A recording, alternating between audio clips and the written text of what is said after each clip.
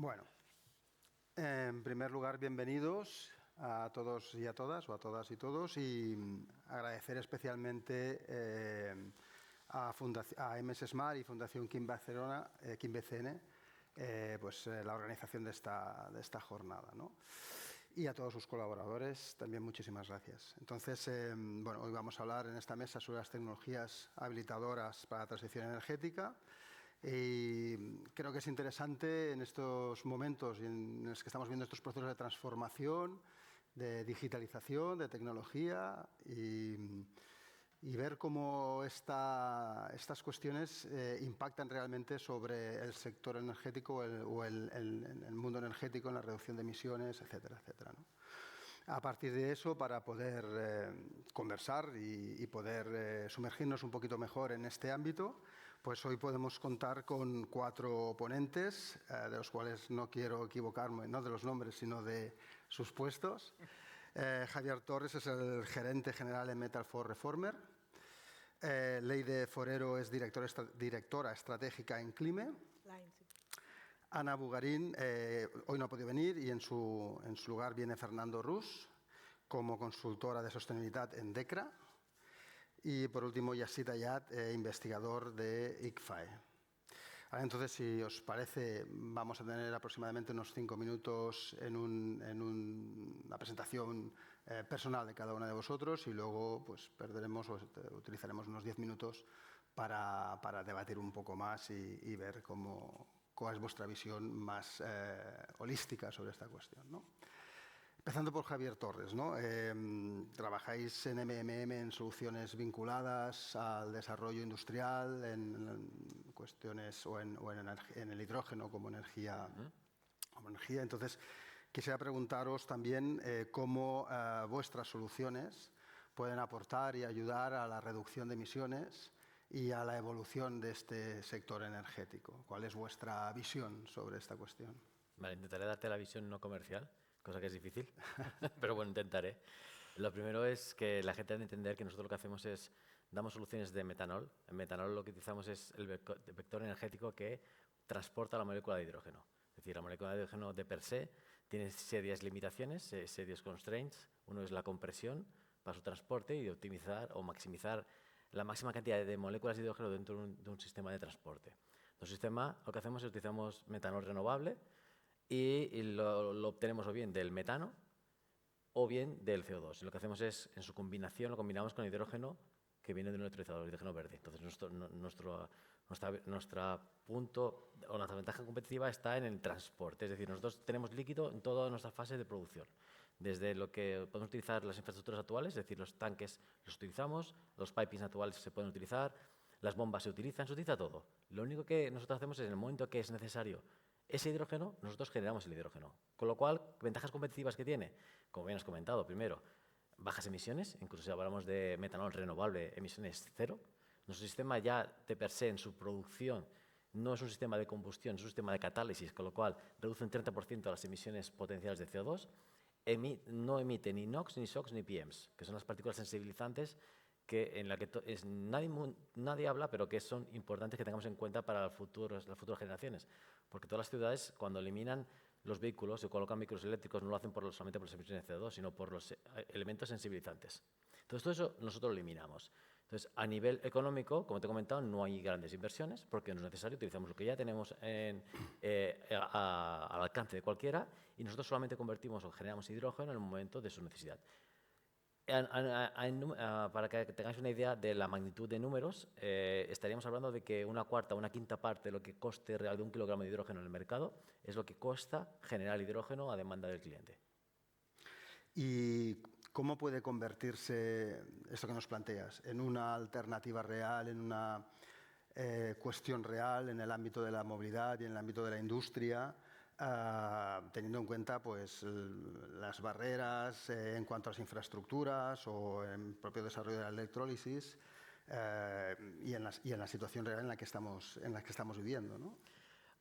Me ha gustado la pregunta de ¿cómo se convertirá? No, yo lo cambiaría. Cambiaría conjugación verbal y ya se ha convertido. Es decir, ahora mismo ya hay sistemas nuestros funcionando, generando hidrógeno, con lo cual ya es una realidad. Nosotros no competimos con los electrolizadores, nosotros somos una parte que suplimos al electrolizador. El electrolizador, el objetivo está que el electrolizador, ¿por qué sobredimensionarlo para que durante 7 horas fabrique 24 horas de hidrógeno? Cuando puedes colocarlo que trabaje 7 horas, bajas el nivel de CAPEX con nuestro complemento de nuestro equipo. El resto de horas que no hay sol, luz solar o no hay electricidad a buen precio pueden utilizarlo y automáticamente eso es económico. Entonces, esto ya es una realidad, ya está en el mercado. ¿Mercado? ¿Por qué está en el mercado? Porque realmente, como bien has dicho, nosotros la distribución la tenemos, lo que son los tanques, los camiones que transportan metanol hay en todo el mundo, todas las empresas utilizan metanol, todas, en su mayor o menor medida. Las tuberías están, los tanques cisternas están, los tanques están disponibles, las bombas está toda la infraestructura disponible. No necesitamos hacer nada, solamente es cambiar, limpiar un depósito que hay otro producto, como puede ser un diésel, colocar el metanol y automáticamente con nuestro sistema ya generamos la energía. En este caso nosotros, pues, te he comentado, transformamos el metanol en hidrógeno y tenemos dos opciones. Una es, ese hidrógeno ya podemos consumirlo directamente, o bien lo hacemos pasar a través de una fuel cell y generamos electrones. Con lo cual tenemos la versatilidad de convertirnos en un sistema diésel y por lo tanto ya es una realidad. Y además a nivel económico, sí es verdad que a nivel de CAPEX, comparado con un generador de diésel, nosotros somos más caros, no a nivel de OPEX. A nivel de OPEX somos un 34% más económico porque dentro de esa composición de metanol hay también una parte de agua, una parte importante de agua.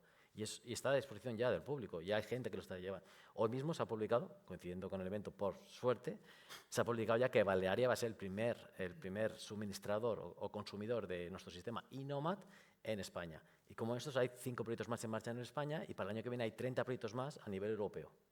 Solamente para que hagáis una idea de que ya es una realidad y que ya la gente confía en la madurez de la tecnología del reformado para conseguir hidrógeno y electrones. Perfecto, pues bien por la rectificación. Espérate. Sí. Y bien también por el tiempo, nos estamos ajustando perfectamente. Muchas gracias. Lady Forrero, si te parece, vosotros desarrolláis en el ámbito de las baterías, micromovilidad, logística urbana. Un poco preguntarte también lo mismo, la primera pregunta, igual que con Javier, ¿no? Cómo vuestra tecnología y vuestro desarrollo puede ayudar a la sostenibilidad y puede ayudar sobre todo a la movilidad urbana en los ámbitos en los que estáis trabajando. Vale, gracias. Bueno, desde CLAI desarrollamos proyectos que no solo impacten, que tengan mejoría en la ciudad, sino que también puedan darnos muchos datos. En el caso ahora estamos desarrollando un patinete con baterías de estado sólido y esto pues al final nos da muchas mejoras en 3 aspectos. La primera es la seguridad.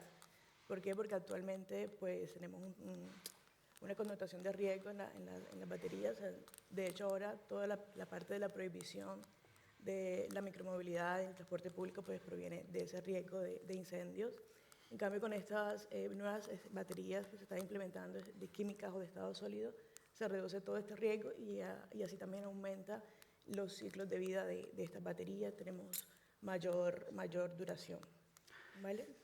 Y de vuestra experiencia, un concepto que para la Unión Europea es básico, ¿no? El tema de la replicabilidad. ¿Qué aprendizaje habéis obtenido para poder realizar o aportar esa replicabilidad, que es una cuestión tan y tan importante? Sí, la replicabilidad es muy importante porque, ¿qué pasa? Estamos haciendo avances, pero la regularización y las leyes llegan cuando ya realmente no sirven. Entonces, ¿qué pasa? Que no se puede replicar y no se puede escalar si no nos ponemos todos de acuerdo. Entonces, tiene que haber acuerdo entre las startups, entre el ayuntamiento y entre las demás empresas que están trabajando en pro de esta micromovilidad, empresas de logística de última milla también entran allí. Entonces, ¿qué pasa? Que la replicabilidad no se puede dar si todos los actores no están integrados. ¿Y este tipo de soluciones dónde las veis más aplicables? ¿En qué ámbito? ¿En la movilidad urbana? ¿En el ámbito industria? ¿Dónde veis que podéis tener un desarrollo mayor? Mira, en 3 ámbitos principales. Urbana, porque al final descongestionamos y tenemos descarbonización del medio ambiente y eso es mayor calidad de vida. En la parte de la industria, obviamente, hay un desarrollo tecnológico importante y también en la parte de la industria de logística última milla, porque al final, si utilizamos micromovilidad, ¿qué hacemos? Una furgoneta se puede quedar atascada y emitir más CO2 allí en el tráfico y estar manejando. Y esto lo que hace es que podemos repartir en muchas zonas con baja emisión de gases, mayor rapidez y sobre todo que impacta en números. Entonces, es muy importante en esos tres aspectos. Perfecto, pues muchas gracias. Luego ya ampliaremos un poquito más cuál es vuestra mirada sobre todo esto. Ahora pasaremos a Yassid Ayat del ICFAE, la parte más del estudio, del desarrollo, de la investigación, ¿no? En el ámbito de las partículas físicas y en la instrumentación científica de todo esto, ¿no? Habéis desarrollado mucho en energía, monitorización. Un poquito también la pregunta sería la misma que con tus compañeros. ¿Cuál es el rol que juega la investigación en este nuevo ecosistema en el que nos estamos situando? Muy bien. Primero quería dar las gracias por la invitación de estar aquí, que es para nosotros y como representante de la parte académica de todo esto, es muy importante tener este tipo de interacciones. Hemos tenido una sobremesa muy interesante y esas conexiones son altamente importantes y son cruciales para poder transferir la investigación al ámbito comercial. Las misiones son básicamente dos y básicamente el tejido empresarial especializado debe nutrirse de mano de obra especializada que tiene que venir formada la mayor parte de las veces por parte de la investigación que hacemos nosotros en los centros de investigación como el ICFAE. En el caso nuestro, nosotros venimos de un centro de investigación que es de física de partículas y claro, ahí obviamente estamos aquí porque bueno, el siglo XX básicamente la generación de energía pues, es un proceso de física de partículas que es la fisión y es lo que nos ha permitido desarrollar mucha tecnología. Y a partir de ahí lo que nosotros hacemos es intentar reformar esta generación de energía en fuentes más renovables como puede ser la fusión. Y ahí es donde entra nuestro papel como expertos en desarrollo de instrumentación en física de partículas que podemos usar para fines industriales como los que se han mostrado antes mi compañero Pablo, ¿vale? Nosotros en concreto lo que estamos haciendo es desarrollo tanto de fuentes de neutrones, que es lo que básicamente el principio fundamental de los generadores de energía basados en fusión, como puede ser también el futuro laboratorio de Donnes en Granada, y también tecnologías que nos permitan usar esa misma radiación para fines sostenibles. No solo existen radiografías, sino existen aplicaciones de los neutrones como, por ejemplo, potenciar y mejorar las obleas de silicio que se usan en paneles solares. Eso se hace a partir de irradiar con neutrones y mejorar, digamos, las propiedades de ese material para que sean mucho más eficientes a la hora de generar energía. También usamos otro tipo de radiación, como puede ser, por ejemplo, electrones. Los electrones mismamente también se pueden usar para transformar, por ejemplo, plásticos en otras materias más eficientes que puedan usarse y que sean más biodegradables, por decirlo de alguna manera. Entonces, nuestro cometido es este, ¿no? Sacar al mercado todo este tipo de tecnologías que realmente cuesta mucho desde el punto de vista de la tecnología en sí, porque no es muy común tener, por ejemplo, startups que estén en el ámbito de la física. Es normal tenerlas en biología, en medicina, pero el uso de la radiación es algo que está bastante más regulado y con eso nos encontramos con un muro normalmente. Entonces, bueno, esa es nuestra misión. Eso es lo que te quería comentar, hablando de ese muro, ¿qué es lo que hace falta para el desarrollo, para que ese desarrollo que hacéis en estos centros de investigación, como el vuestro u otros, tenga un impacto cada vez mayor y más escalable en el sector energético? ¿Cuáles son los elementos, los stoppers con los que os enfrentáis y que sería conveniente pues, derruirlos, por decirlo de alguna manera? Pues la pregunta es muy buena y además reverbera mucho con lo que se ha discutido en la mesa anterior y básicamente la respuesta es hablar el mismo lenguaje. Y esa es la barrera más grande de todas. Yo soy un científico y para hablar con un inversor tengo que adaptarme a un lenguaje que yo no entiendo y al revés. Si existe una figura que puede hacer de intermediario entre esos dos mundos, sería genial, pero ese es el gran problema. El término que se usó en la mesa anterior creo que fue pedagogía. A mí me gusta más el término alfabetización científica. Es decir, que realmente tenemos que nosotros hacer el esfuerzo, tanto hacia un lado como para otro, para que la gente sepa lo que estamos haciendo, para que llegue a más gente, incluidos los potenciales inversores que entiendan que los desarrollos que se están gestando, sobre todo de Deep Tech, no son cuestión de meses, son cuestiones de años y necesita una cierta inversión. a la vez nosotros duelamos con el gran problema de que la financiación pública está altamente acotada y no solo en el ámbito de la física de partículas tenemos que luchar contra proyectos de física fundamental que se llevan la mayor parte de esa financiación porque están más alineados con unas ciertas prioridades. Y para acabar quiero recordar que en España solo el 1,5% del PIB se usa en investigación, frente a otros países como a lo mejor Israel que tiene un 4%, obviando las tensiones geopolíticas, o incluso un país como Finlandia que también tiene un 4%. Entonces, esas dos cosas es básicamente los muros que tenemos a día de hoy. Creo que la reflexión final es muy visualizadora, ¿eh? El tema económico siempre redunda en los resultados. Por último, Fernando Rus, de DECRA, trabajáis con tecnologías avanzadas en evaluación sensórica y en diagnóstico inteligente aplicados a la movilidad sostenible. Y lo que quería preguntarte inicialmente, pues lo mismo, ¿no? Ese primer encaje dentro de este nuevo paradigma, que no es tan nuevo, obviamente, de la movilidad sostenible, de la sostenibilidad, de la eficiencia energética. ¿Cuál es el rol, cuál es el papel, cuál es la influencia que vosotros podéis aplicar ahí? Sí, lo primero, daros las gracias por la invitación a DECRA. DECRA lleva, este año hemos hecho 100 años de historia como empresa y centrada en seguridad. Arrancó con los inicios en movilidad, luego algo de experiencia tiene la empresa en seguridad y bueno, actualmente ya no solo nos centramos en la movilidad, sino abarcamos casi todos los aspectos de la industria en seguridad, en cualquier tipo de tipología de industria. ¿Qué es lo que hacemos? Pues principalmente nuestro departamento hace asesoramiento. Es verdad que hacemos certificaciones, tenemos nuestro laboratorio de compatibilidad electromagnética, también tenemos laboratorio de sustancias para identificar su inflamabilidad, que también nos sirve para toda la parte de asesoramiento que realizamos después. El asesoramiento va enfocado siempre en seguridad. El objetivo siempre es la certificación, porque todas estas nuevas tecnologías al final requieren una certificación. Y esa certificación no es más que el cumplimiento de directivas europeas o reglamentos europeos. Hoy creo que se han hablado de algunas directivas y reglamentos, las directivas que requieren de transposiciones en leyes. Pues nos enfocamos mucho en eso, en el cumplimiento de esas leyes y esas directivas o reglamentos. ¿Cómo? Pues realizando estudios de seguridad en todas las fases de los proyectos. Desde el concepto, hacemos estudios HACCP, analizando cuál es el impacto de esa instalación o incluso en su entorno, estudios de procesos, estudios de fiabilidad para ver cómo es la mejor forma de operar una planta.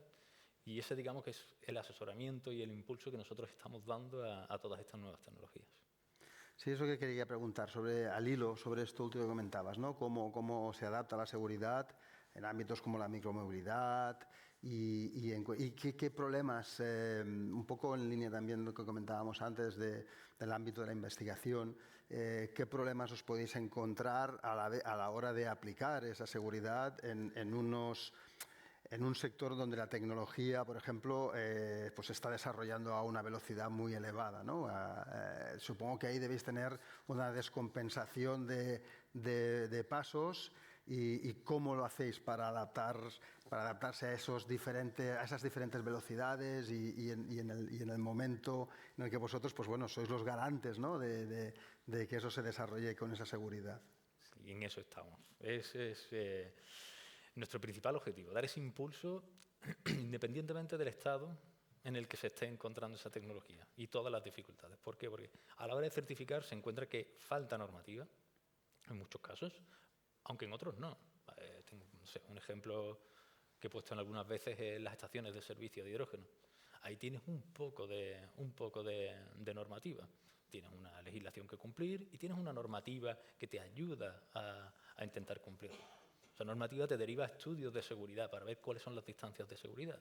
Esa es la tipología de servicios que nosotros intentamos dar, cómo adaptar esos estudios de seguridad a estas nuevas tecnologías. Participamos en organizaciones como Bequinor, que se centran en la seguridad industrial.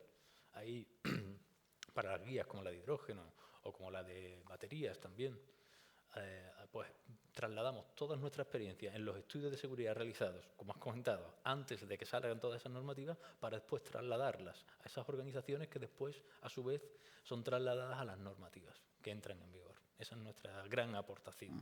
El gran reto, ¿no? Y en un momento en que la Unión Europea parece que en el próximo septenio va a apostar bastante por la mejora de la productividad de las empresas y por la mejora de la competitividad de las empresas, bajo tu punto de vista, bajo vuestro punto de vista, ¿cuáles las tendencias que van a desarrollarse más o crees que va a desarrollarse más en este mercado europeo energético a corto o medio plazo? ¿Cuál es tu opinión sobre eso? Respecto a tecnologías, lo hemos hablado, se van a mantener una diversidad grande de tecnologías. No dudo mucho que haya una, a no ser que haya un cambio significativo en las tecnologías, no haya una dominante. Va a haber una diversificación enorme. Pues bueno, ahora si os parece, habéis sido súper respetuosos con el tiempo, de hecho vamos 2 minutos por debajo, o sea que nos podemos explayar un poquito más. Si os parece, hacemos un par de preguntas para abrir un poco de debate y la primera, si os parece, vamos desde el IDECA hacia aquí y luego a la inversa, ¿no? Y al hilo de la última cuestión que hemos comentado con Fernando, ¿no? ¿Cuáles creéis que son las tecnologías que van a marcar ese punto de inflexión en los próximos años? Ahora mismo yo creo que ese es un campo un poco difuso, porque cuando hablamos de tecnologías podemos pensar en 2 componentes, las propias tecnologías de desarrollo de vuestros sectores o de vuestras empresas o de vuestros ámbitos y un elemento súper disruptivo que es las tecnologías vinculadas al sector de la inteligencia artificial o de la informática antigua, por decirlo de alguna manera, ¿no? Evidentemente ahora pues hablamos de inteligencia artificial, ¿no? Big Data, analítica de datos y tal, y cómo os puede, seguro que ya evidentemente estáis aplicando, y cómo veis ese punto de inflexión, cuál puede ser el momento o qué puede pasar con esas tecnologías. Si te parece, Leire, empezamos por ti. Vale, yo creo que las tecnologías que más van a tener impacto son aquellas que dan medición en tiempo real. ¿Por qué? Porque no nos sirven datos e informes de 1 año, de 3 meses. Necesitamos en tiempo real calorimetría, consumo, millones de datos que realmente tienen que ser medidos en tiempo real. Entonces, todo lo que sea sensórica para obtener estos datos y también software que los suministren, es decir, que hagan toda esa trazabilidad de esas mediciones, va a ser una tecnología que va a tener muy buen auge y muy buena acogida. La otra tecnología es la de aquellas que miden los picos de energía, es decir, ¿para qué? Para poder, digamos, optimizar todo el sistema de carga. Recordemos que si esto se va a desarrollar, va a haber una gran demanda y esa demanda va a generar picos de consumo bastante altos. Entonces, todos esos sistemas inteligentes que ayuden a que se genere un buen uso de esos picos de usabilidad, entonces va a ser una tecnología que va a ser importante. Y otra tecnología, sobre todo, que es importante es la tecnología de medición, pero de medición de impacto de descarbonización. Estamos hablando de ello, pero, como decía anteriormente, no podemos esperar el informe anual o trimestral, sino que tenemos que ir midiendo en tiempo real si lo que estamos implementando realmente está solucionando. ¿Para qué? Para poder hacer ajustes a tiempo y no luego que ya, digamos que se ha invertido en dinero, en tecnología, en tiempo, y que digamos que no está funcionando a un plazo que ya no nos sirve tener ese dato. Entonces yo creo que esas son las tecnologías que más van a importar más adelante, porque ya lo que es las baterías de estado sólido, todas estas tecnologías ya están desarrolladas, ya están allí, entonces en cualquier momento, digamos que salen óptimas, porque están haciendo como los últimos ajustes para que sean más seguras. Entonces necesitaremos estas tecnologías para poder hacer seguimiento de que realmente está funcionando. Fernando. Sí. Pues bueno, yo al hilo de lo que ha comentado la compañera, el uso de la inteligencia artificial y la sensórica, pero en nuestro caso, que nos centramos en seguridad, yo lo enfocaría para, o las tendencias que espero que vayan, es en el sentido de estudios de seguridad, pero cuantitativos, con datos. esa sensórica para obtener los datos, esa inteligencia artificial para procesar esos datos con los outputs de estudios de seguridad cuantitativos, que al final lo que hacen es permitir que estas tecnologías sean mucho más, no solo seguras, sino accesibles. Un ejemplo claro es que si haces un estudio de seguridad cuantitativo, esa estación de servicio que comentaba antes, la puedes colocar porque has calculado unas distancias que te permiten colocarla en mejores situaciones. Que si haces estudios cualitativos en los que no usas datos, esas bases de datos, al final requieren unas distancias de seguridad mayores que no te permiten ponerla en una ciudad. Entonces, esa va a ser la diferenciación. ¿Nos quedaremos sin trabajo algunos de nosotros? Pues seguramente, pero nos adaptaremos. Bueno, Elon Musk decía ayer que sería una cuestión opcional. Y ya, si nos movemos a modelos socratianeos, veríamos que tiene un antecesor esto desde hace un montón de años, ¿no? Javier ya más o menos me ha chivado antes la respuesta, pero bueno. No. Yo aquí rompo una lanza. O sea. Sí. Estoy de acuerdo con lo que dicen mis compañeros, pero también hay que tener en cuenta que cuando hablamos de inteligencia artificial, cuando hablamos de datas, de análisis, está muy bien, pero no olvidemos que eso necesita energía, que es la parte que nos olvidamos. Es decir, cada data center que estamos montando, entre 5 y 15 megavatios de potencia que hemos de suministrar. Con lo cual, a más inteligencia artificial, más necesidad energética. Entonces, está bien, pero no es la solución a la tecnología. Entonces, ¿significa que lo necesitamos? Sí. ¿Que nos quedamos sin trabajo? También, que lo sepas. Pero a partir de ahí, tecnologías. Hay muchísimas tecnologías, pero hay que definir entre en el corto y en el medio y el largo plazo. En el medio, aparte de que yo haga apología de metanol, hay muchísimas otras tecnologías disponibles. Está los SOEC, que es la evolución de los utilizadores, los SOFC, está metanol, está amoníaco, hay muchísimas más. Entonces, esas tecnologías son algunas que ya están maduras, tienen un TRL 8.9, hay algunas TRL 3.4, los próximos 5 años estarán en disposición de salir al mercado y se pueden utilizar, pero también nos hemos olvidado, por ejemplo, algunas que también no se han nombrado, pero que están en fases de TRL 2.3, que son nanopolímeros y también algas.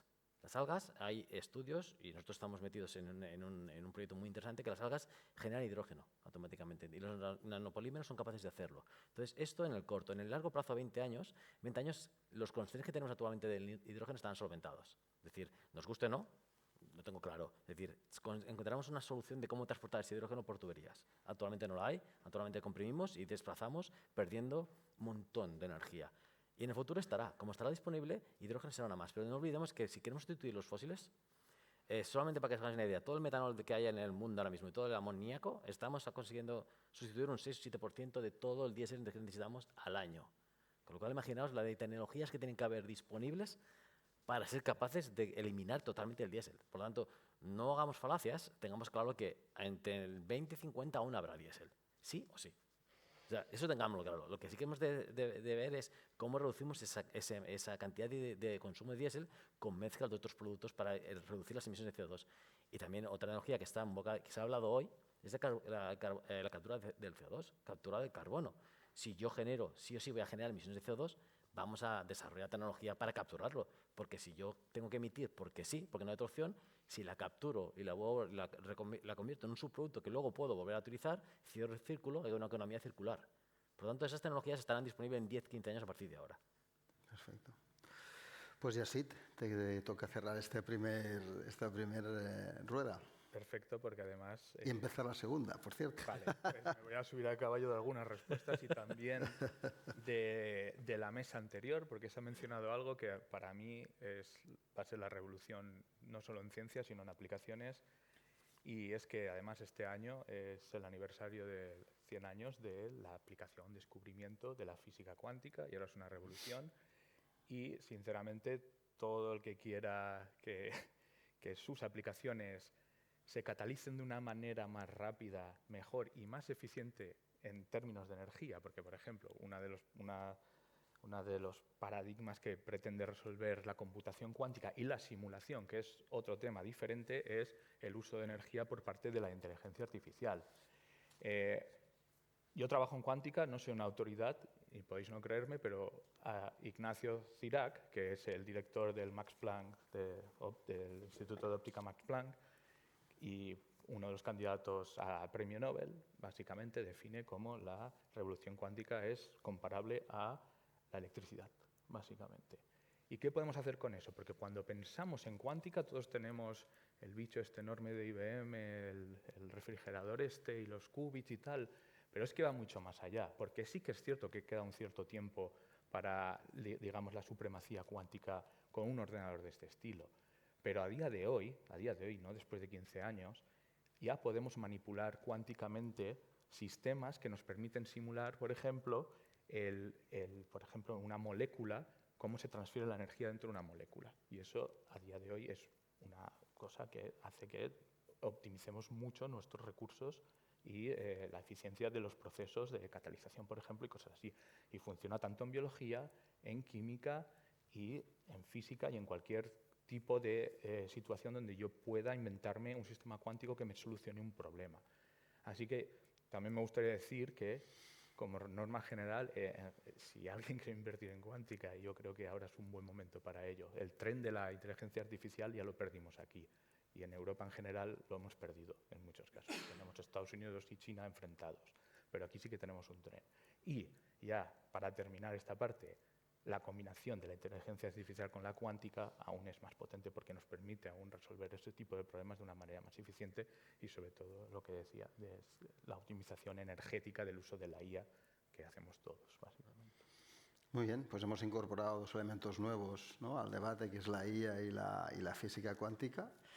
Y la segunda pregunta, un poquito para cerrar la mesa, es más o menos, de alguna manera los hemos indicado, pero ¿qué factores consideráis que son esenciales para que el desarrollo de estas tecnologías tengan un impacto real en el territorio, en las ciudades, y no se conviertan en pilotos o se pierdan, ¿no? Creo que de alguna manera ya hemos hecho algunas de las reflexiones, pero me gustaría que pudierais pensarlo en dos dimensiones. Por un lado, en vuestro sector, en vuestro ámbito, y en otro, en ámbitos a lo mejor más socioeconómico, político, culturales, ¿no? Aquí ya os obligo a mojaros un poco más. Entonces, ya si antes has podido recoger un poco el hilo de los demás, hoy te toca, en esta segunda te toca empezar a ti. ¿Cómo lo ves? Bueno, un poco lo que había comentado antes, desde nuestro punto de vista, sobre todo desde el punto de vista académico, para nosotros, para poder hacer transferencia de tecnología, es absolutamente crucial tener inversión privada. A día de hoy, sobre todo en España, con los medios que tenemos, los plazos de tiempo son muy complicados para poder hacer algo. Y eso es un poco lo que estaba comentando, de que realmente si yo quiero disponer de algún tipo de fondo para realizar una de mis ideas, por ejemplo, necesito al menos 1 o 2 años desde que yo escribo un proyecto hasta que se ejecuta y hasta que yo recibo el dinero, que normalmente suele ser una inversión que no es lo suficiente para un proyecto que pueda tener un cierto recorrido y una cierta magnitud, por supuesto. Entonces, es muy importante para nosotros que exista una mejor comunicación entre la inversión privada y lo que se está haciendo, ¿vale? Realmente no sé cuál es el mecanismo, porque yo mismo, pues es una aventura que hemos empezado hace poco y pues yo cuando me hablan de KPIs y de Thumbs and Sons y cosas de esas, pues me parece más fácil la cuántica, la verdad, así de claro. Y es algo que tenemos que trabajar todos si queremos tener un tejido empresarial óptimo, de alto nivel y a la vanguardia, sobre todo con todo el mundo. Y esto pues lo puedo unir directamente con la siguiente pregunta, que es, obviamente, hay que revertir todo esto en la sociedad para que haya una mayor inversión, ya no solo pública como privada, en todos los sectores de investigación que son críticos para nosotros. O sea, necesitamos modelos de negocio en todo el país que fomenten muchísimo más esa generación de tecnologías que se transfieran, y eso a día de hoy no existe, no existe de una manera satisfactoria para la gente que estamos intentando hacerlo, básicamente. Muchas gracias. Javier, ¿cómo lo ves? Mira, yo lo primero es el elemento esencial, la suerte. Que tengas suerte, eso es lo primero. Lo segundo es, comparo con mi compañero lo que comentaba antes. ¿Qué es lo que pasa? O sea, nosotros al final, cuando quieres desarrollar un proyecto que está en estaciones TRL2, TRL3, que sabes que crees en el proyecto, necesitas una financiación. Pública o privada. Es lo mismo. Pública es casi imposible. Hemos ido a la privada. Y la privada aquí es, coincido con él, que falta ese interlocutor válido que es capaz de mostrar, porque al final lo importante es quién comunica y el receptor de la comunicación. Entonces, cuando un doctorado va a comunicar a un financiero que este proyecto es el mejor del mundo, no lo va a convencer. Porque el financiero, al final, lo que busca es cuál es mi retorno de la inversión. Si yo te hago una inversión de 3 millones, ¿cuándo tendré?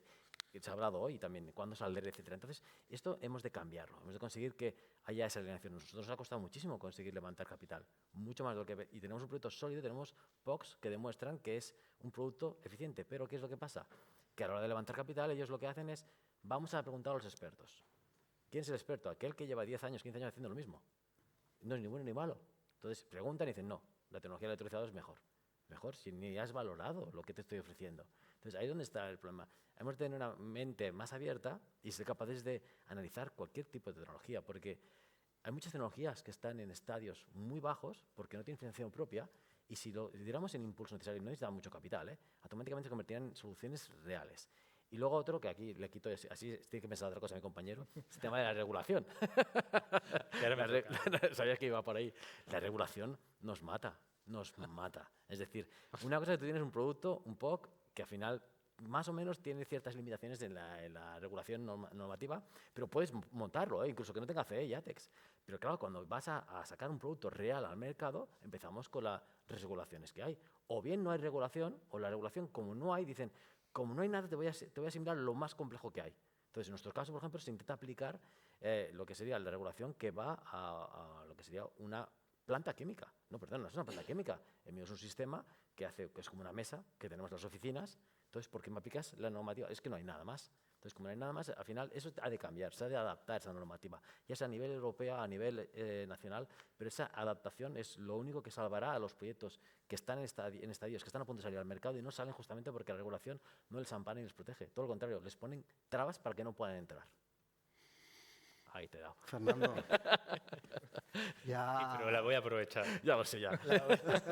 La voy a aprovechar. No voy a entrar en terreles bajos porque ahí no solemos trabajar, la verdad. Pero sí la experiencia nos dice que cuando ya tienen una cierta madurez las tecnologías, les cuesta encontrar inversores y les cuesta la financiación. Y uno de los problemas principales es que si no has hecho los estudios de seguridad en fases tempranas, no digo en las tempranas de TRL 1, 2, 3, sino ya 6, 7, 8, si no has hecho los estudios de seguridad te puedes encontrar con sorpresas. Sorpresas que después impactan muchísimo a la hora de poner ese producto en el mercado o de buscar financiación. Ese es el problema, lo he encontrado, que dices, bueno, ahora tras pasar esos estudios de seguridad para obtener las certificaciones, me encuentro con el problema de que para obtener esas certificaciones necesito ciertos componentes que se me mandan de presupuesto. Ya no es rentable ese proyecto. Y luego yo sí aconsejaría que esos estudios de seguridad se hicieran previos para que después no haya sorpresas posteriores y cuando vayas a buscar financiación sepas que al final el coste real va a ser el final. Y sobre todo que cuando quieras certificar de verdad algo, tengas ese soporte de una empresa que realmente os esté ayudando. Porque si no tenéis expertise en ese tipo de cosas, en certificación, requerís ese asesoramiento, las empresas. Si no, al final cuesta muchísimo llegar hasta el final. Muy bien, Fernando. Pues, Lady, te toca a ti cerrar esta segunda ronda de preguntas. Vale. Bueno, yo voy a finalizar con una frase que ya hemos escuchado. La unión hace la fuerza. Yo creo que el factor más importante es crear alianzas.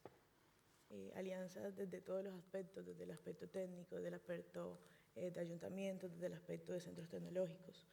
Si creamos estas alianzas, precisamente los clústeres existen para eso, para poder coordinar en que todos avancemos conjuntamente. Si uno se frena, pues se va a frenar todos, pero si todos avanzamos juntos y ahorramos tiempo, ahorramos energías, podemos entre todos apoyarnos para que todo sea más rápido, más eficiente, con menores costes, inclusive mejores conexiones. A veces queremos desarrollar proyectos, queremos cambiar al mundo, pero en ese cambio al mundo vamos un poco más lento porque queremos hacerlo solos. Existe mucho el tema de protección de datos y todo esto, pero cuando creamos estas alianzas importantes entre varios entes, no siempre las mismas líneas, sino otras, que te aporten opiniones, valores, valor de conocimiento, de transferencia tecnológica, creo yo que es mucho mejor que ir solos. Entonces yo creo que ese para mí es un cierre importante, es crear alianzas importantes y que la unión hace la fuerza para que podamos llegar a ese punto que queremos llegar bien, lleguemos rápido y lleguemos unidos. Muy bien, pues muchas gracias, ¿no? Parafraseando el dicho hindú, ¿no? Que si corres solo irás más rápido, pero si corres acompañado llegarás más lejos. Así es. Entonces, yo creo que de alguna manera nos hemos dado cuenta de que es necesaria la suma de tecnologías para trabajar en este ecosistema y que no va a pasar la solución por una sola.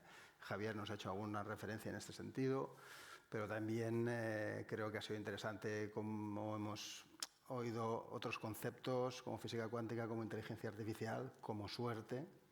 Es un tema que me parece muy, muy potente, como regulación y como unión, ¿no? Por tanto, nada, agradeceros muchísimo vuestra participación, todo lo que nos habéis podido aportar y espero que haya sido tan gratificante como ha sido para mí y agradeceros a todos por vuestra asistencia.